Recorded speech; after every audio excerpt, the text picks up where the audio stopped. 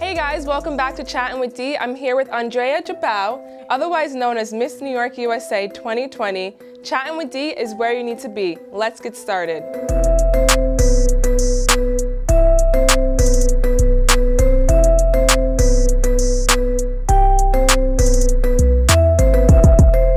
Welcome back, guys. I'm here with Andriea. Tell me, how did you get started in pageantry and why did you get started? So crazy enough, I actually did theater growing up. I was a huge theater geek, and my director at the time, he had a niece who had done a pageant, and he said, "Hey Andriea, I think you'd be really successful at this, give it a try." And for me, I never saw someone that looked like me being represented in pageantry, so I didn't think that it was something that I could succeed in or do well at all.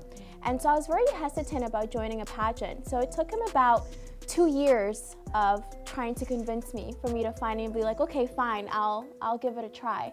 So my very first competition, I was 18 years old, went on to place top 15, but for me, it was just a learning experience, and I saw what the girl who had won go on to do, and I was just so inspired by her. And for me, it was just kind of like, it was a challenge, so let me put myself up for the challenge. And yes, years later, here I am. Here you are, Miss New York USA 2020. It is amazing, your journey and your story. Thank you. I can't wait to get into it and show our viewers what you have to offer. Thank you. What do you love most about pageantry? I love the skills that pageantry gives women, because I was someone that grew up very shy. I didn't have a lot of self-confidence. I had really low self-esteem. And when I got into pageants, that's when I experienced a lot of my growth. I can literally walk into any interview room and I know I'll be fine. Speaking of self-confidence, your confidence is unmatched. I was watching your videos, you slay the runway. Thank you. And so how do you gain such confidence to be able to perform the way you do? I'm 24 years old, and I would say that I finally started feeling confident in myself and who I am and owning it about 2 years ago. And I was born into poverty, and I grew up in an inner city. So my entire life, I've kind of felt the weight of the world and felt the weight of society telling me that I'm not beautiful, telling me that I will never succeed to anything. And so for me, that had held a lot of weight. And because I did pageantry, I was able to kind of step out of that and see that I am worthy. You're more than enough. Yes. So you speak 4 different languages. Can you tell us which ones, and how has speaking 4 different languages help you advance in life? Yeah, so I speak Portuguese, Cape Verdean Creole, English, and Spanish. So English isn't my first language, and I came to the United States. I immigrated here when I was 7 years old, only speaking Cape Verdean Creole and knowing a little bit of Portuguese. I was actually a pageant. I was 19, and one of the questions on the bio form that they give you was, what makes you unique? And I thought to myself, well, I don't know, like nothing, I don't think anything makes me unique. And my mom looked at me and she said, well, you speak 4 languages. What 19-year-old can say that? And I was really hesitant about it at first. And then I was like, finally, okay, look, I can't think of anything else, so let me put this on the paper. And when I went into that interview room with the judges, she was just so blown away by it. And to me, that's when I kind of figured out what makes me unique is what makes me powerful. Yeah.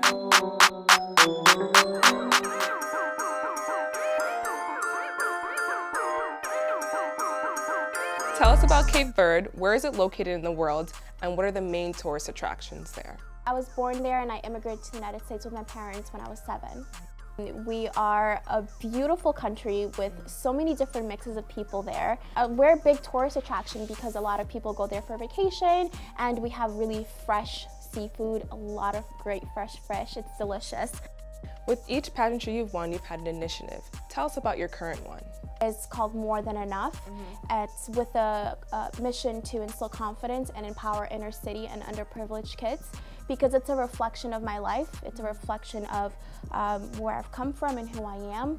And I've lived firsthand, or I've realized firsthand, that inner city kids don't always have the opportunities and resources as other kids do. And so using this platform, because I'm able to reach so many people and because I'm able to have such an impact, especially on the youth, I hold very near and dear to my heart to really use my platform to make a difference.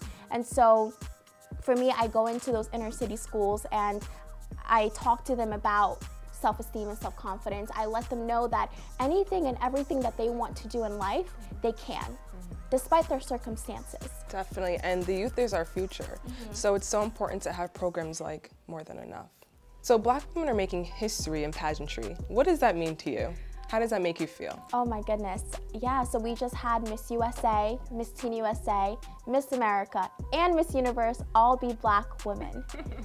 That's incredible. I mean, for people that don't know the history of pageants, there was a time where Black women could not compete. And when Black women could finally compete, we were never sought out to be beautiful. And so the fact that these women have just made history by holding the biggest titles in pageantry, it just goes to show that finally society is shifting. Finally, we're not thinking of the standard European type of beauty anymore. We're being accepting of different skin colors, different hair textures. And I think that's so beautiful. And I think it symbolizes that Black women have always been more than enough. We've always been worthy.